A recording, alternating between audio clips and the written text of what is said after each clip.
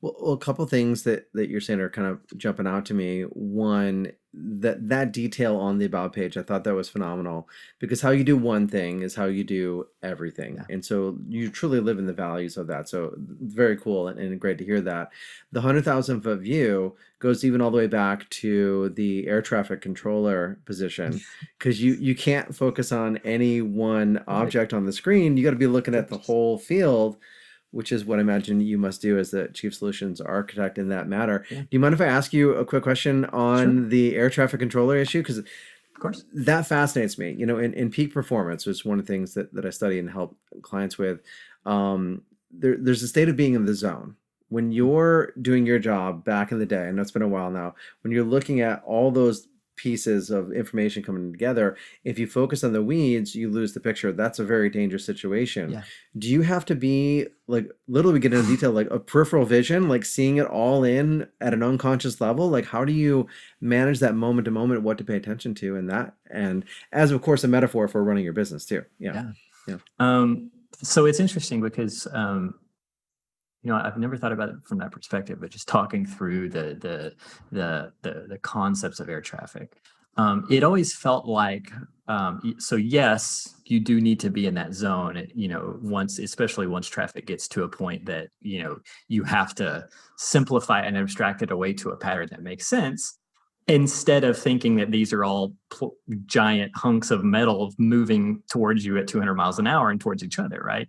You have to kind of get away from that. But in a lot of ways, that zone was always reactive because um, in a split second everything can change, right? And so it was you know I mean, it could be adrenaline driven or driven by like, okay, we have a problem that we have to solve for, and we only have one way to get it right because these planes are not going to stop midair, right? They're gonna keep moving forward, and that is the pressure of getting into the zone at the perfect time. It's interesting because thinking about that. Um, nobody can be in the zone for 8 hours a day. And there are tons of books that are written, about getting into flow and, in the psychology of it. And everybody's sort of chasing this idea of how do I just get in the zone where I can just crank out beautiful, things all the time.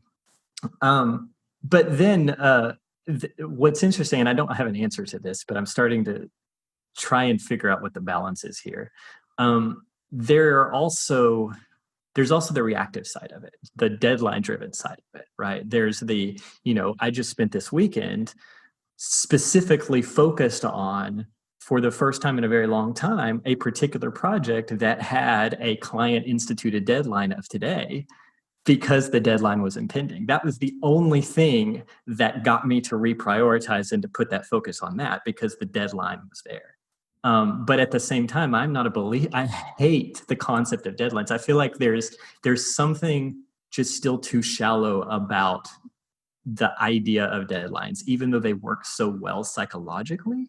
I feel like what they're actually doing is just resetting priorities. And I'm a big believer in if you can get yourself or in your company to a space where instead of being deadline driven, you just have one queue of things that everybody is doing, and that queue is prioritized and constantly reprioritized and just constantly groomed, then the best possible thing that your company can be doing is the thing at the very top.